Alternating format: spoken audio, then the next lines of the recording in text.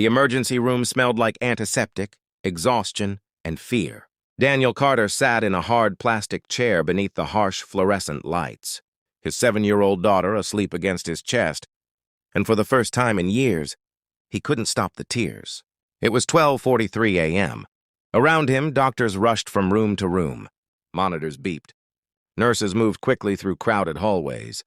Families whispered prayers. Some waited for good news. Others prepared for the worst.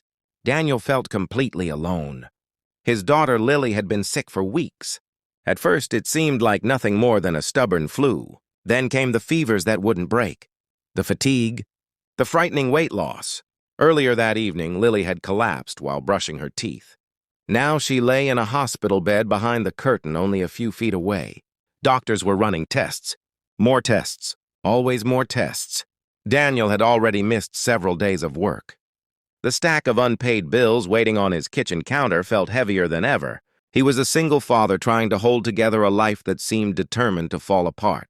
His wife, Sarah, had died 3 years earlier in a car accident. Since then, every decision, every sacrifice, every sleepless night had belonged to him alone. And now his little girl was lying in an emergency room while he sat helplessly outside. The weight finally crushed him. He lowered his head into his hands and cried. Not quietly, not politely. He cried like a man whose heart had run out of strength. A few people glanced over before returning to their own worries. But one person didn't. Across the waiting area sat a woman in a navy blue coat. She appeared to be in her early 50s. Elegant, composed, the kind of person who seemed entirely out of place in a crowded ER at midnight. For several minutes, she simply watched him. Then she stood. Daniel quickly wiped his eyes, embarrassed.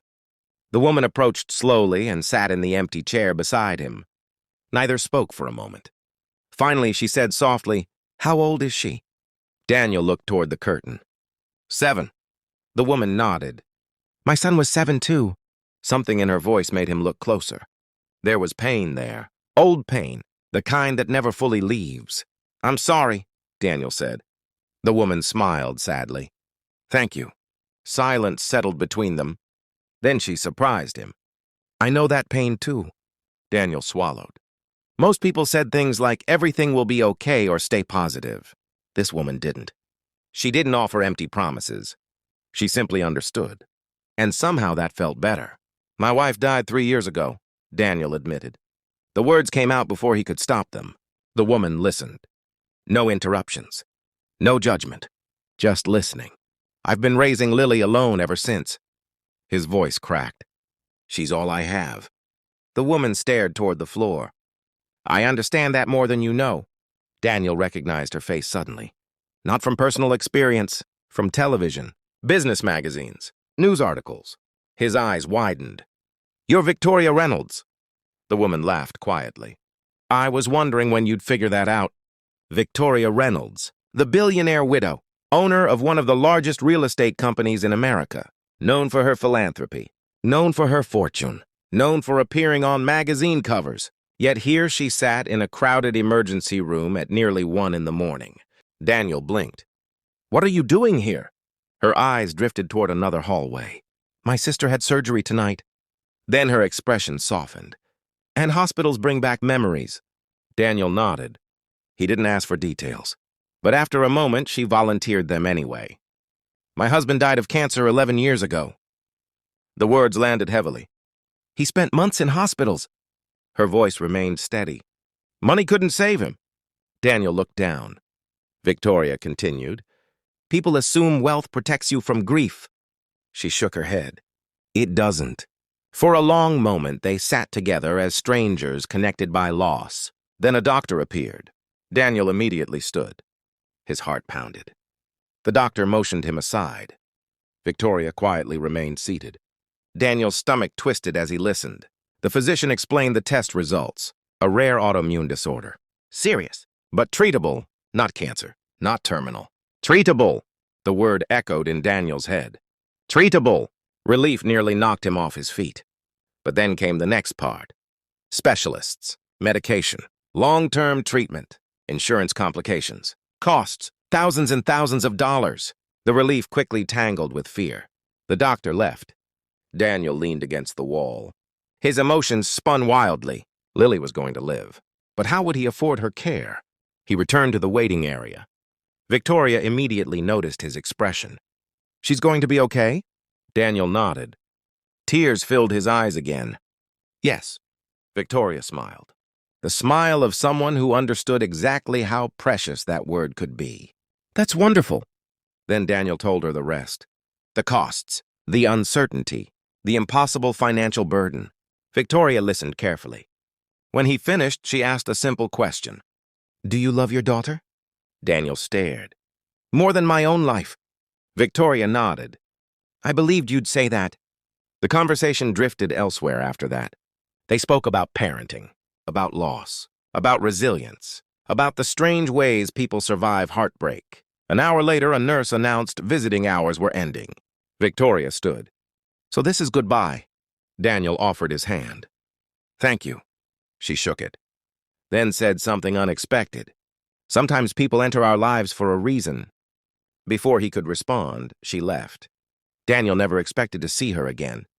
The next morning, reality returned. Hospital forms, insurance calls, treatment plans, stress, fear, the usual burdens. Then a hospital administrator appeared in Lily's room. She carried a folder. "Mr. Carter?" Daniel nodded. The woman smiled. "I have some news." She opened the folder. "Your daughter's treatment expenses have been fully funded." Daniel stared. "What?" The administrator smiled again. An anonymous donor established a medical trust on Lily's behalf. His jaw dropped. "No." The woman nodded. "Every treatment, every specialist, every medication." Daniel felt dizzy. "This can't be real." "It is." Tears instantly filled his eyes. "Who did it?" The administrator hesitated. "I'm not authorized to say." But Daniel already knew. There was only one possible answer. A week later, after Lily was discharged, he found an envelope waiting in his mailbox. Inside was a handwritten note. No signature, only a few lines. "You reminded me of the father my husband wanted to be. You reminded me that courage isn't found in boardrooms or bank accounts. It's found in people who refuse to give up on those they love. Take care of your little girl, and when life gives you the chance, help someone else." Daniel read the note 3 times, then carefully folded it. Years passed. Lily grew stronger, healthier, happier. The treatments worked. She returned to school, made friends, played soccer, laughed again. Life slowly healed. Daniel never forgot the woman from the emergency room. But the greatest surprise came 5 years later. Lily was 12 when she convinced her father to volunteer at a local children's hospital. Every Saturday, they visited young patients. They brought books, games, encouragement. Sometimes they simply sat beside frightened families who needed someone to listen. One afternoon, Daniel noticed an elderly man sitting alone in the waiting area. The man looked exhausted, defeated, the same way Daniel had looked years ago. Without hesitation, Daniel walked over. "How old is she?" he asked gently. The man blinked. 8. Daniel smiled softly. Then he sat beside him. For the next hour, he listened. Really listened. No advice, no speeches, just compassion. When the conversation ended, the man squeezed Daniel's hand. "Thank you." Daniel nodded. As he walked away, he spotted Lily watching from across the room. She smiled knowingly, and in that moment he understood something powerful. The greatest gift Victoria Reynolds had given him wasn't money. It wasn't medical care. It wasn't even hope. It was an example. She had shown him what true humanity looked like. A stranger seeing another stranger's pain and choosing not to walk away. A simple act of kindness that changed an entire future. Years earlier, a billionaire widow had sat beside a broken father in an emergency room at midnight and said, "I know that pain too." Because of that moment, a little girl got to grow up. A father got to keep his daughter. And countless others would eventually receive kindness from people whose lives had been touched by that single act of compassion. Sometimes the most powerful thing a person can do is not solve someone's problem. Sometimes it's simply sitting beside them in their darkest hour and reminding them they are not alone. And every now and then, that small act of humanity changes everything.